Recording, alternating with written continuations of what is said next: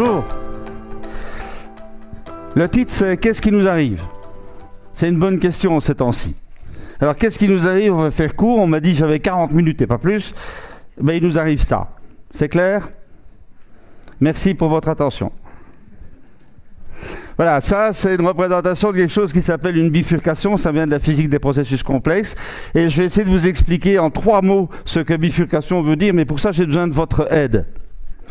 Qui parmi vous a au moins un enfant? Bien.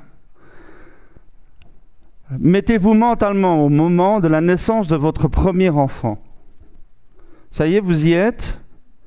Ce jour-là, vous avez compris qu'il y avait la vie avant, qu'il y aura la vie après, et que ce n'est pas la même. Vous êtes d'accord? Eh bien, c'est ça, une bifurcation. Donc, ce que je suis en train de vous raconter, c'est qu'en fait, le processus socio-économique mondial est en train de vivre une bifurcation, et comme ça vient d'être rappelé, effectivement, les historiens avec qui on a beaucoup travaillé pendant quelques années, les historiens nous ont montré qu'il y a tous les 550 ans en moyenne un changement de paradigme. Alors paradigme, c'est pas un mot peut-être évident. Alors en 3 secondes, qu'est-ce que c'est un paradigme? C'est l'ensemble des concepts fondamentaux sur lesquels fonctionne une société à un moment donné. Donc si on veut parler de la société européenne ou du paradigme européen d'aujourd'hui, ben, les mots-clés qui viennent, c'est démocratie, républicanisme, c'est l'économie semi-libérale, c'est droits de l'homme, enfin c'est ce genre de principes-là qui sont en activité au quotidien. Mettez-vous à la place de Socrate à Athènes ou mettez-vous à la place de Du Guesclin au Moyen-Âge ou à la place de Louis XIV, vous comprenez tout de suite que ce n'était pas du tout le même paradigme. Et donc les paradigmes, ce sont des moments de l'histoire où il y a à peu près consensus sur la manière de fonctionner dans une région donnée. Eh bien, la durée de vie d'un paradigme, c'est de l'ordre de 550 ans en moyenne. Un paradigme, c'est comme tout ce qui existe, comme tout ce qui naît, comme tout ce qui existe, et tout ce qui vit, ça naît, ça croît, ça arrive à maturité, ça décline et ça disparaît. Eh bien, les historiens nous ont clairement montré que ce que nous vivons aujourd'hui, c'est la fin d'un paradigme, c'est le début d'un autre paradigme. Nous sommes justement à cette bifurcation entre 2 paradigmes. La dernière bifurcation, c'était la Renaissance. Souvenez-vous de vos livres d'histoire, la Renaissance, on sort de la féodalité qui s'effondre et la modernité démarre avec d'autres grands principes où on croit à la liberté humaine, on croit à l'homme au centre du monde, on croit au progrès, etc., etc., etc. Eh bien, ce changement de paradigme, c'était le dernier en date. Avant ça, il y avait la fin de l'Empire chrétien germanique. Avant ça, il y a la chute de l'Empire romain. Et avant ça, il y a l'invasion des cités grecques par les légions romaines. C'est ça, c'est tous les 550 ans à peu près. Donc, ce que nous vivons, c'est ça. C'est une autre manière de représenter la même bifurcation. Sur ce schéma que je vous demande de regarder avec soin, vous voyez 3 éléments graphiques. Un premier élément graphique, c'est la courbe rouge décroissante. Ça, c'est la fin du paradigme précédent. En ce qui nous concerne, c'est donc la fin de la modernité qui avait commencé à la Renaissance et qui aujourd'hui est en train de s'effondrer. Elle est en rouge, pourquoi? Parce que feu rouge, ça s'arrête. Puis il y a le deuxième élément graphique, c'est la courbe verte qui est montante. Ça, c'est le nouveau paradigme qui est en train de s'installer. C'est exactement la même structure que ce que nous faisons, nous, les êtres humains ou les autres animaux vivants. Quand on arrive à un âge de maturité, on fait des enfants pour que les enfants arrivent eux-mêmes en âge de maturité au moment où le déclin de la vieillesse commence. Et donc, on a bien ce croisement de 2 générations. Ben, pour ça, c'est exactement la même chose. Et exactement de la même manière que ça se passe souvent entre générations humaines, eh bien, il y a des conflits entre la nouvelle génération qui monte et l'ancienne génération qui descend. Et ces conflits se matérialisent par le cercle bleuâtre que vous voyez là autour du point de croisement, qui est ce que nous appelons dans notre jargon la zone de grande turbulence. Inutile de vous spécifier que la zone de grande turbulence du changement de paradigme, on est bien dedans là pour l'instant. Hein, et ça va être très très joyeux dans les quelques années qui viennent. Voilà. Alors maintenant, comme j'ai très peu de temps, je dois essayer de fonder l'idée que cette bifurcation a bien lieu. Et pour ça, il y a un théorème que je ne vous démontrerai pas, évidemment. C'est que pour qu'il puisse y avoir bifurcation, il faut qu'il y ait rupture sur les 5 axes communs à tous les processus complexes. Et donc, je vais regarder les 5 axes, et sur chacun d'eux, je vais essayer de vous montrer qu'il y a une rupture profonde qui fait qu'on ne peut pas revenir en arrière dans le paradigme qui est en train de s'effondrer et qu'il faudra bien inventer quelque chose d'autre. Donc, la première rupture concerne l'écologie au sens scientifique du terme, c'est-à-dire la relation entre l'humanité et l'ensemble de l'environnement naturel dans lequel il veut puiser ses ressources. Le problème, c'est la ressource. Alors, soyons très simples. Qu'est-ce que l'économie? C'est la rencontre de toutes les demandes et de toutes les offres. Si on veut comprendre l'évolution de l'économie, essayons de comprendre l'évolution de la demande, essayez de comprendre l'évolution de l'offre. Comment évolue la demande? Là, très simple, à l'échelle mondiale, plus il y a d'êtres humains sur Terre, plus il y a de besoins, plus il y a de besoins, plus il y a de demandes. Ça vous va? Donc il y a corrélation entre l'évolution de la demande d'une part et la démographie humaine d'autre part. L'autre versant, comment évolue l'offre? Pour pouvoir offrir, il faut fabriquer. Pour fabriquer, il faut des ressources. Donc la capacité d'offre est corrélée à la capacité de ressources. Ça vous va toujours? Bon sens paysan. Eh bien, regardons les choses d'un peu plus près. Comment évolue la demande? Comme la démographie, c'est-à-dire comme ça. À la naissance du petit Jésus, nous étions en tout et pour tout 100 millions sur Terre. 100 millions. Nous avons atteint notre premier milliard en 1800, 1,7 milliard en 1900. Nous avons passé les 2 milliards en 1926. Nous sommes à 6 milliards en 2000. Nous sommes aujourd'hui à 7,5 milliards légèrement dépassés. Et nous serons au-delà des 10 milliards en 2050. Moi qui ai fait beaucoup de mathématiques, je puis vous assurer, ceci s'appelle en mathématiques une exponentielle vachement croissante. Et le décollage, vous le voyez, c'est le 19e siècle. Le 19e siècle, c'est deux choses. C'est la révolution industrielle d'une part, c'est la révolution hygiéniste, c'est Pasteur, les petites bêtes, les vaccins, etc. Vous mettez les deux ensemble dans un bateau de cette époque-là qui s'appelle la colonisation, et vous voyez donc cela se répandre un peu partout dans le monde très très très vite avec comme conséquence l'exponentielle que vous voyez là. Donc si on regarde ça d'un strict point de vue des marchés, on se dit mais c'est génial, l'économie mondiale est donc portée par une exponentielle démographique qui va faire que la demande ne fait que croître, donc autrement dit on va avoir des marchés croissants. C'est évidemment faux. Ce n'est pas parce qu'il y a une demande qu'elle peut être satisfaite. Il faut regarder l'autre membre de l'équation, comment va évoluer la capacité d'offre, c'est-à-dire la capacité de ressources. Ben écoutez, les ressources, c'est relativement simple. Les ressources, ce sont deux grandes catégories. Et là, on est vraiment dans mon domaine de spécialité parce qu'on va parler de thermodynamique. La première catégorie de ressources, c'est les ressources renouvelables. Et j'ai une bonne nouvelle. Les ressources renouvelables se renouvellent. Et puis, il y a l'autre catégorie, c'est les ressources non renouvelables. J'ai une moins bonne nouvelle. C'est que chaque fois qu'on puise dans le réservoir, il y en a moins dans le réservoir et donc le niveau des réservoirs baisse. Ce qu'il faut que vous sachiez, c'est qu'aujourd'hui, les ressources dites renouvelables, et c'est un terme contre lequel je me bats tout le temps, une ressource renouvelable, ça n'existe pas. Ce qui existe, c'est des carburants momentanément gratuits comme le vent ou comme les marées, mais pour transformer ce carburant gratuit en énergie utilisable, il faut consommer énormément de ressources qui ne sont pas du tout renouvelables. Hein, enfin bon, soit. Aujourd'hui, les ressources dites renouvelables, ça couvre à peu près 15% des besoins mondiaux en ressources. 15% grand maximum. Et ça ne dépassera jamais 20% des ressources actuelles, des besoins actuels mondiaux. Donc autrement dit, pour les 80% restants, il n'y a rien à faire, il va falloir qu'on continue à puiser dans des réservoirs qui s'épuisent progressivement. Alors se vient la question qui est terrible. La question qui est terrible, c'est quand il n'y aura plus du tout de ressources non renouvelables et qu'il faudra que nous vivions tous sur les ressources exclusivement renouvelables, combien d'êtres humains peuvent vivre décemment sur Terre? Alors je vous passe les détails de calcul, la réponse est 2 milliards. Donc autrement dit, aujourd'hui on est 5,5 milliards de trop, et en 2050 on sera 8 milliards de trop. Alors combien de temps avons-nous pour organiser l'atterrissage en douceur? C'est ça la vraie question. La réponse est, c'est pas modélisable mathématiquement. On sait que c'est dans les environs, on a probablement de l'ordre de 2 siècles. Mais il y a tellement d'impondérables là-dedans. Donc ce que je voudrais vous montrer, alors, c'est une autre manière de résoudre le problème. Oh, pardon. Une autre manière de résoudre le problème, c'est de vous parler de quelque chose qui s'appelle le peak point. Comme on ne peut pas dire exactement combien de temps il nous reste, on peut en tout cas essayer de faire le point, de savoir où on en est. Et pour ça, il y a une chose très très simple. Lorsque vous avez sur le même graphique une courbe de demande qui est une exponentielle croissante, et une autre courbe, qui est la capacité de ressources, qui est forcément une courbe décroissante, vu que ce qui renouvelle se renouvelle, donc ça reste étal, et que ce que l'on consomme, ben, ça diminue, donc la somme des deux, c'est une courbe décroissante. Et ben, lorsqu'une courbe croissante et une courbe décroissante sont sur le même graphique, il y a un miracle mathématique qui se passe, c'est que ça se croise. C'est dingue, hein? Eh bien, ce point de croisement s'appelle le peak point. Et ce peak point, c'est vraiment intéressant de savoir quand il a lieu. Et celui-là, on peut le savoir pour une raison toute simple, c'est qu'il est passé.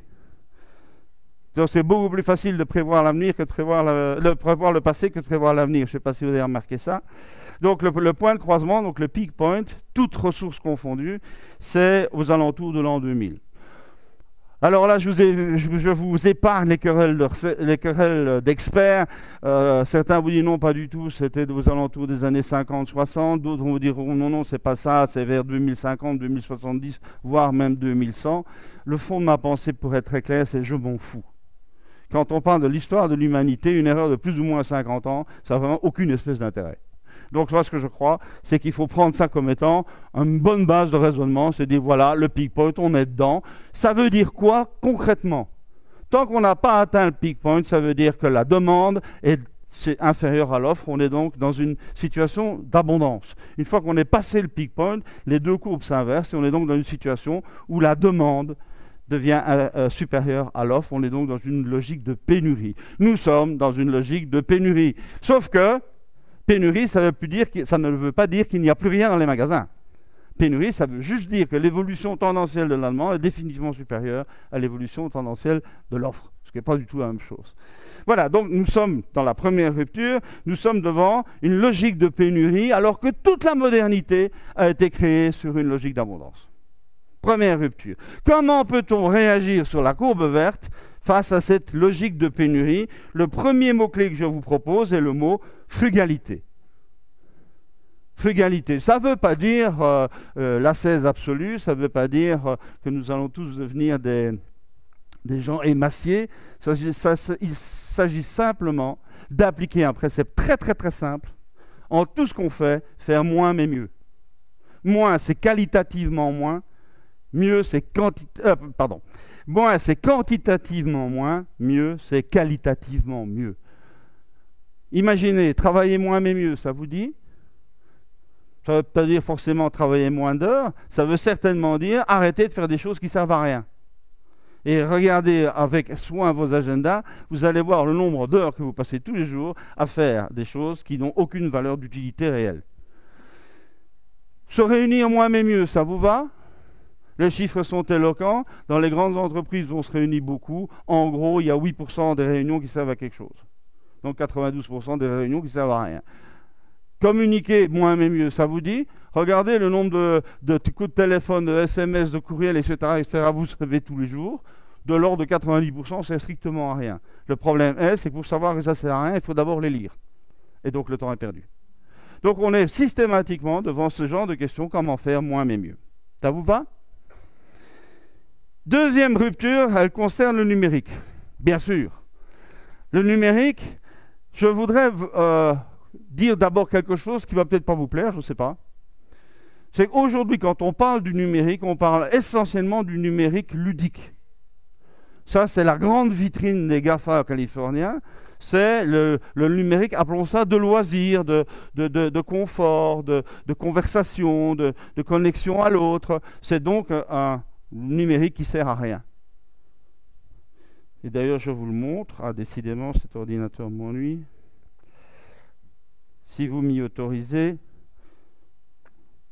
En ce moment, j'essaie de me faire des amis en dehors de Facebook tout en appliquant les mêmes principes. Alors tous les jours, je descends dans la rue et je raconte aux passants ce que j'ai mangé, comment je me sens, ce que j'ai fait la veille, ce que je suis en train de faire, ce que je vais faire ensuite. Je leur donne des photos de ma femme, de ma fille, du chien, de moi en train de faire le jardin, de mes vacances au bord de la piscine. J'écoute aussi les conversations des gens et je leur dis j'aime ou j'aime pas. Et ça marche. J'ai déjà 3 personnes qui me suivent, 2 policiers et un psychiatre.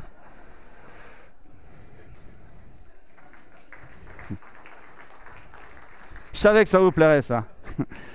Bon, donc ça veut dire que j'ai rien contre le numérique ludique évidemment et j'ai rien contre l'économie du ludique évidemment, mais je crois qu'en tant que prospectiviste, il vaut mieux regarder l'autre numérique, c'est-à-dire le numérique productif. Et ça, c'est deux pôles colossaux. Le premier pôle, c'est l'évolution des robots, au sens large du mot robot, qui atteignent des précisions d'action et des puissances embarquées colossales, et qui en Europe, d'ici à 2035, vont occuper 40% des emplois aujourd'hui occupés par les hommes. Qu'on aime ou qu'on n'aime pas, c'est comme ça. Et tout ce qui sera robotisable sera robotisé, tout ce qui est algorithmisable sera algorithmisé. Donc, l'autre pôle, justement, c'est l'algorithme. Alors, on a parlé de Mondada, qui est le plus vieil algorithme qu'on ait trouvé, qui est un algorithme phénicien. Effectivement, il y a une tablette cunéiforme qui date de 2000 ans avant Jésus-Christ, et qui est le premier algorithme qui permet de calculer itérativement quelque chose. C'est quoi ce quelque chose? C'est la racine carrée d'un nombre. Calculer la racine carrée d'un nombre, quand vous êtes obligé de couper une pierre, de couper du bois ou de la céramique ou que sais-je, c'est vachement intéressant de pouvoir calculer une racine carrée à peu près correctement. Eh bien, cet algorithme-là était la recette qui permettait itérativement de calculer cette racine carrée. Mais c'est très embêtant à faire. Il faut faire le calcul 20 fois, 25 fois, 30 fois de suite pour avoir une convergence de résultats qui peu à peu approche du résultat qui est le bon. D'où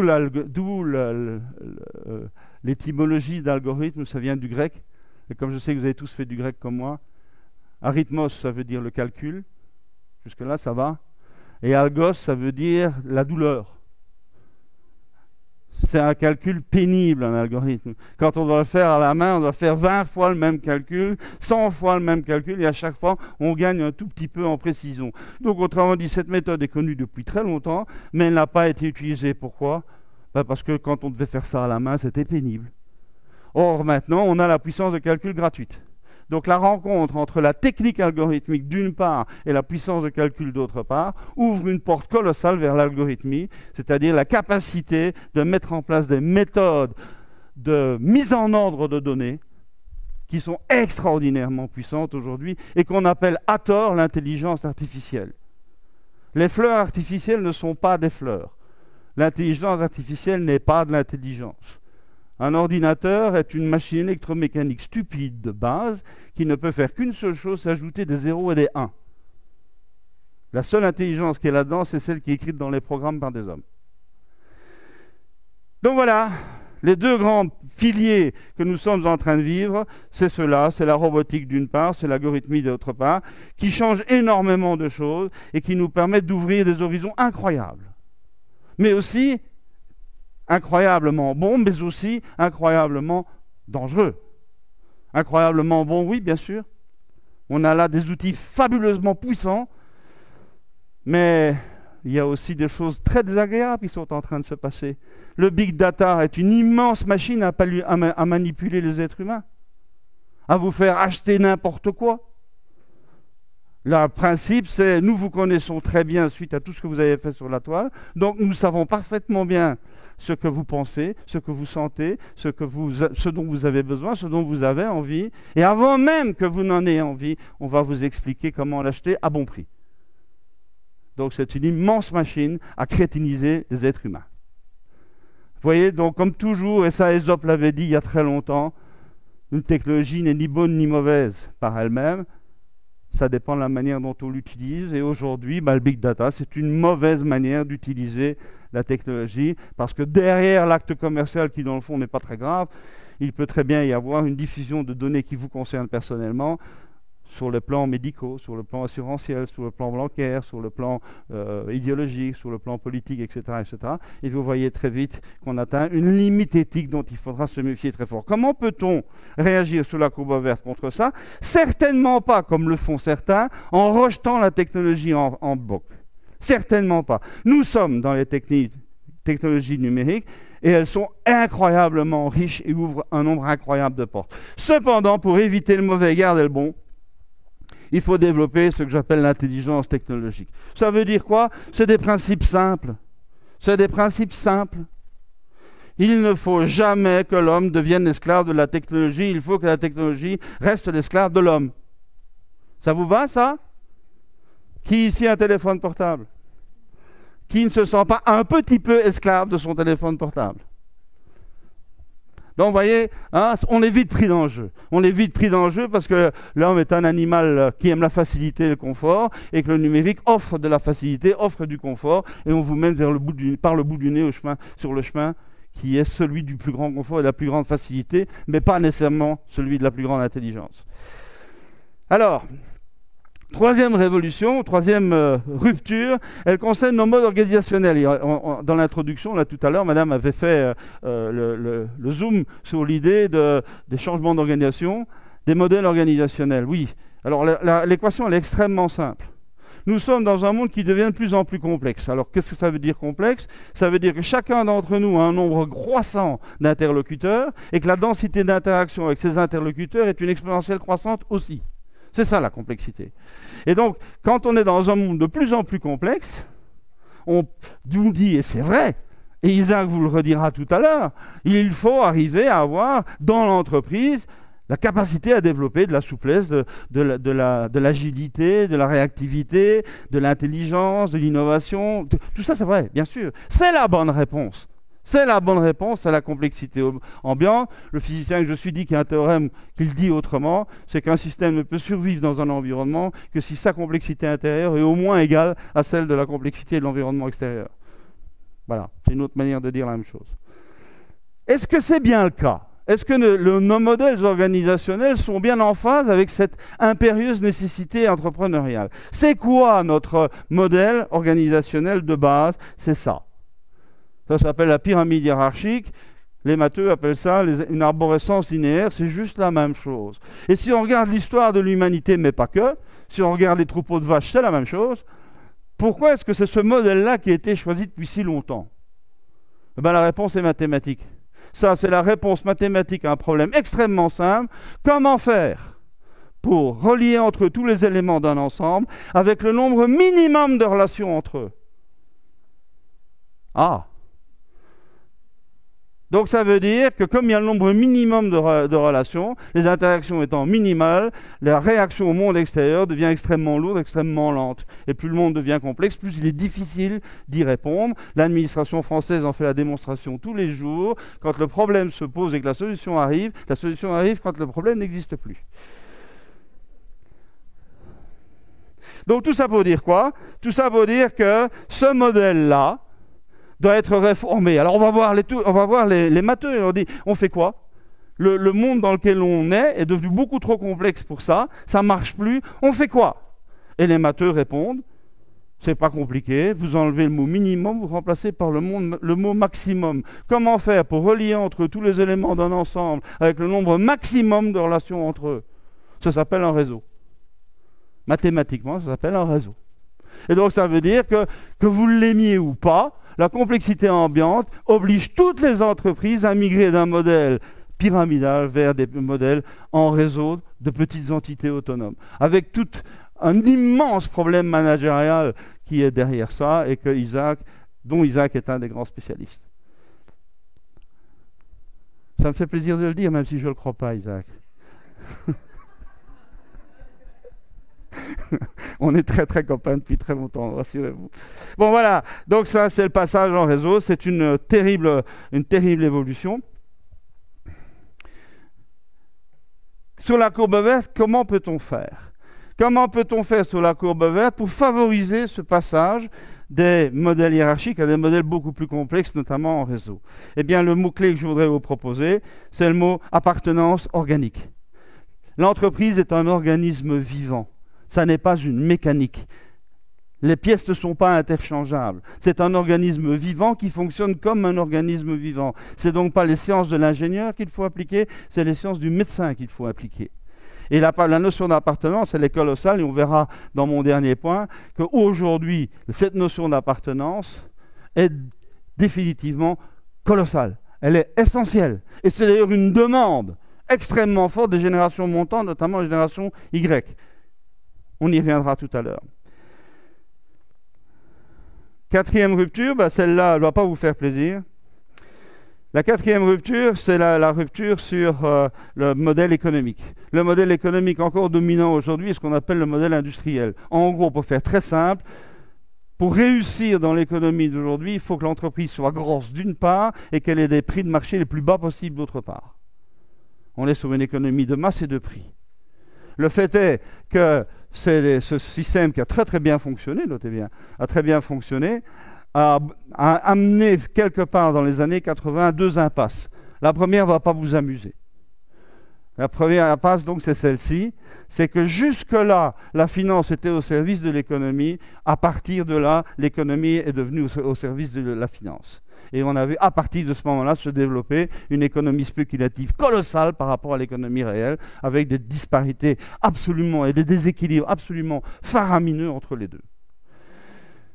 La deuxième chose qui s'est passée, toujours à la même époque, d'ailleurs dans les années 80, c'est que quand tous les gisements d'économie possibles avaient été faits, eh bien, on a commencé à les puiser dans d'autres gisements, et un des gisements, c'était la qualité. On a commencé à lésiner sur la qualité, et quand je dis lésiner sur la qualité, c'est la qualité des matières, la qualité des process, la qualité des main-d'œuvre, etc., etc., etc. Et à ce moment-là, certains marchés se sont rebellés, en disant, non. Le bas prix, d'accord, mais pas pour du n'importe quoi. Donc, à ce moment-là, il y a quelque chose qui est intéressant qui est né, et je la résume par une phrase que moi j'ai entendue dans la bouche de mon grand-père paysan, qui disait « Moi, je ne suis pas assez riche pour me payer du bon marché, parce que le bon marché, ça finit toujours par coûter trop cher. » Ça vous va, ça? Eh bien, une fois qu'on dit ça, ça veut dire qu'on bascule d'une économie de prix bas à une logique économique de valeur d'utilité. C'est la valeur d'utilité qui importe. Le prix n'est jamais que la première dépense qu'on fait pour quelque chose. Quand vous achetez une voiture, le prix d'achat, c'est la première dépense que vous faites pour la voiture. Mais après, vous allez tous les jours dépenser quelque chose pour vos voitures jusqu'au moment où vous allez vous en défaire. Quand on est un bon paysan flamand, la seule chose qui importe, c'est qu'au bout du compte, la dépense soit minimum pour le service maximum. Et ce n'est pas le prix d'achat qui compte. Une fois qu'on a compris ça, on bascule d'une logique de prix à une logique de valeur d'utilité. Et comment on fait pour augmenter la valeur d'utilité d'un produit ? Et je l'ai entendu aussi dans votre présentation, madame, c'est d'aller voir sur les marchés avec non seulement des investissements matériels, avec plus de machines, avec plus d'usines, avec plus que tout ce qu'on veut, mais surtout avec beaucoup plus de compréhension de celui qu'on a en face de soi et qu'on appelle l'utilisateur final. D'aller comprendre ce qu'il fait, pourquoi il le fait, comment il le fait, et comment on peut s'aligner sur ses besoins actuels et futurs, et anticiper ses besoins de demain, ces critères de satisfaction de demain. Ça s'appelle faire des investissements non pas matériels, mais immatériels. Et si vous voulez bien vous en souvenir, tout le modèle industriel est construit sur l'idée des économies d'échelle. Puisqu'il faut minimiser l'impact des coûts fixes par unité produite, plus on produit, moins l'impact est grand. Donc, il faut augmenter sa capacité productive, il faut investir, il faut pouvoir drainer les capitaux et il faut les rémunérer de manière attractive. Ça s'appelle le capitalisme, et moi, j'ai aucun problème avec ce mot-là. Je dis seulement que ça a été le moteur, et vous le connaissez bien, vous, le monde bancaire, le moteur de l'évolution du système financiero-industriel. Et aujourd'hui, le problème n'est plus de faire des investissements matériels, le problème est de faire des investissements immatériels, en intelligence, en compétences, en talent, etc., etc. Et là, il y a un miracle. Sur les ressources immatérielles, il n'y a pas d'effet d'échelle. Mettez 20 crétins dans une salle, ça ne fait pas un prix Nobel. Vous multipliez par 2 le salaire de votre ingénieur de recherche et développement, il n'aura pas 2 fois plus d'idées, 2 fois meilleures. C'est juste pas vrai. Il n'y a pas d'économie d'échelle dans l'immatériel, donc ça veut dire que tout le modèle s'effondre. Il n'y a plus besoin d'économie d'échelle, donc il n'y a plus besoin d'être de grande taille. Donc on est bien dans quelque chose qui colle bien avec l'impératif des réseaux, des petites entités autonomes et locales. Donc voilà, on est là devant la 4e rupture. 4e rupture, c'est passage d'une économie de masse et de prix, une économie des intelligences, avec S, j'y tiens beaucoup, parce qu'il n'y a pas que l'intelligence conceptuelle, il y a l'intelligence intuitive, l'intelligence relationnelle, l'intelligence émotionnelle, et ce que les compagnons du Tour de France appellent l'intelligence des mains. Tout ça, ce sont des intelligences, ce sont des trésors. Et donc une économie des intelligences et de la valeur. Comment peut-on faire sous la courbe verte pour stimuler ce passage? 4e mot magique, c'est le mot virtuosité. J'adore ce mot virtuosité. Un virtuose, c'est quelqu'un qui fait aisance, quelque chose de très difficile que les autres ne sont pas capables de faire. Et ça, c'est le bon facteur différenciant. Aujourd'hui, le facteur différenciant sur la plupart des marchés, c'est le prix. Une fois que tout le monde fait la même chose facile, ben la seule manière de se différencier des autres, c'est de le faire moins cher. En revanche, si vous êtes le seul au monde à pouvoir faire quelque chose, parce que vous êtes virtuose, parce que vous êtes le seul à pouvoir maîtriser cette difficulté-là, à ce moment-là, il n'y a plus de problème de prix. Et vous rétablissez vos marges. Vous allez me dire, mais ça n'existe pas, ça. Est-ce que vous imagineriez, vous, qu'il soit possible dans l'économie actuelle, de moyennant une certaine préparation, d'avoir un carnet de commandes à vie avec des clients qui discutent jamais les prix? Ça existe, ça? Ben oui, ça existe. Ça s'appelle précisément les compagnons du Tour de France. Une fois qu'ils ont fini leur Tour de France, ils sont tellement virtuoses qu'ils ont un carnet de commandes à vie et on ne discute pas les prix avec quelqu'un qui est seul à pouvoir faire quelque chose au monde. Alors je ne vous demande pas tous de faire la même chose, évidemment. Je dis que ça vaut la peine de réfléchir à plutôt que d'investir votre temps, votre énergie et votre argent à faire baisser les prix, faites les mêmes investissements mais pour augmenter vos niveaux de virtuosité. Et là, vous pouvez restaurer de belles marges, ce dont beaucoup d'entreprises ont besoin aujourd'hui. Dernière rupture, l'homme qui marche de Giacometti. C'est ça le dessin. Alors, ça, c'est le philosophe, il ne peut pas s'empêcher. Quand je suis prospectiviste pendant 4/5 du temps, le cinquième de temps, je dois absolument devenir un peu philosophe. Et pourquoi on se lève le matin? Qu'est-ce qui vous fait vous lever le matin? Qu'est-ce qui vous fait que vous vous battez? Qu'est-ce qui fait que dans ce monde difficile, vous parveniez à garder un bon moral et à garder la pêche, comme on dit, par rapport à votre boulot, alors que tous les jours, c'est loin d'être facile, loin, loin, loin de là. Qu'est-ce qui vous fait marcher? Eh bien, moi, je vais vous raconter ma petite histoire à moi. Ma maman, elle m'a élevé toute seule. Pourquoi? Parce que mon père a eu la mauvaise idée de décéder 3 mois avant ma naissance. Et elle n'avait pas du tout de patrimoine. Toute la famille avait été disséminée par la Shoah. Et elle s'est retrouvée toute seule avec son gamin. Et elle se bagarrait comme une folle. Et puis, ma mère disait souvent une phrase. Elle s'est gravée évidemment à jamais. Elle me disait, Marco, il faut que tu réussisses dans la vie. Il faut que tu réussisses dans la vie. Par parenthèse, pour ne pas être dans la dèche comme je le suis moi. Il faut que tu réussisses dans la vie. Et pour réussir dans la vie, il n'y a pas 1000 chemins. Tu dois étudier beaucoup et tu dois travailler beaucoup. C'est par l'étude et le travail que tu réussiras dans la vie. Et tu dois réussir dans la vie. Est-ce que je suis le seul à avoir entendu cette chanson-là? Pas vraiment, hein? Bien. L'autre côté de mes confidences du jour, c'est que j'ai 6 enfants. Et le dernier a 18 ans. Et quand je lui dis ce que ma mère me disait à propos de réussir dans la vie, il est juste mort de rire. Ah, le vôtre aussi? Ah, d'accord. D'accord. Je me sens moins seul du coup, là. Et qu'est-ce qu'il dit, mon gamin? Parce que mon gamin est forcément pas idiot avec le père qu'il a, pensez bien. Qui me dit, mais écoute, papa, mon problème à moi, et c'est sérieux ce que je vous dis, mon problème à moi, c'est pas de réussir dans la vie. Mon problème à moi, c'est de réussir ma vie. Oh, il est bien, hein? Non, est-ce que ce n'est pas votre cas aussi? Ben oui, bien sûr. Hein, on est à cheval entre ces deux exigences, réussir dans la vie, c'est-à-dire dans le regard de l'autre, dans la société, dans l'échelle sociale, mais aussi réussir ma vie, c'est ma vie intérieure, ce que je vis vraiment au plus profond de moi. Et les deux forment une dialectique incroyable de vie. Eh bien, donc c'est ce point-là que j'aimerais pouvoir creuser un tout petit peu en disant, mais là, aujourd'hui, les questions se posent. Quand moi j'étais gamin, j'ai été éduqué dans un monde où la seule question possible c'était comment. Comment faire ceci, comment faire cela, comment réussir ceci, comment réussir cela. C'était comment. Aujourd'hui, la question qui est posée par les gamins, excusez-moi avec l'âge que j'ai, pour moi un gamin de 35 ans c'est un gamin, quand les gamins posent la question c'est pas comment, c'est pas comment faire. La question c'est pourquoi. Ça sert à quoi, ce que tu me demandes? Je veux bien le faire, mais dis-moi d'abord à quoi ça sert. Parce que si ça sert à rien, moi, je ne le fais pas. Vrai ou pas? Donc voilà, il y a là quelque chose qui est en train de changer, une rupture, hein, qu'on me disait réussir dans la vie, réussir ma vie. Moi, je dis, c'est pas ça la vraie question. La vraie question, c'est pas celle-là. La vraie question, c'est au-delà de ça. Le 5e et dernier mot-clé de la courbe verte, c'est le mot spiritualité. Et le mot spiritualité est un mot qu'il faut évidemment manier avec beaucoup de délicatesse. Pour une raison toute simple, c'est qu'on le confond trop souvent avec religion.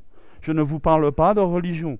Et je respecte les croyances religieuses qui viennent nourrir une spiritualité. J'ai aucun problème avec ça. J'essaie simplement de vous dire que ici, le mot spiritualité doit être pris au sens philosophique.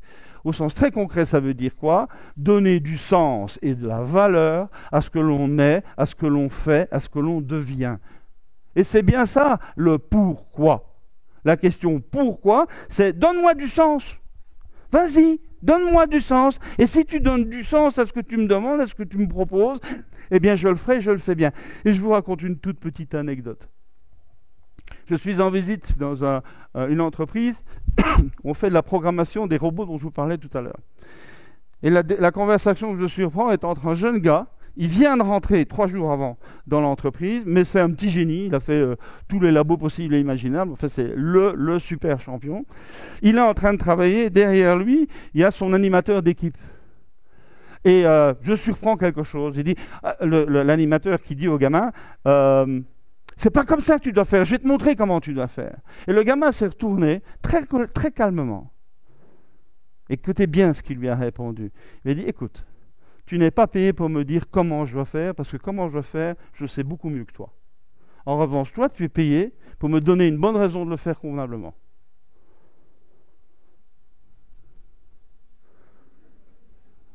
Ça vous va ?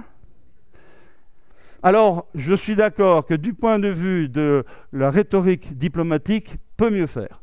D'accord. Cela dit, sur le fond, il n'a pas tort, hein ? Qu'est-ce que c'est qu'un manager? C'est quelqu'un qui donne à longueur de journée de bonnes raisons à ses équipes de faire bien ce qu'ils ont à faire, non?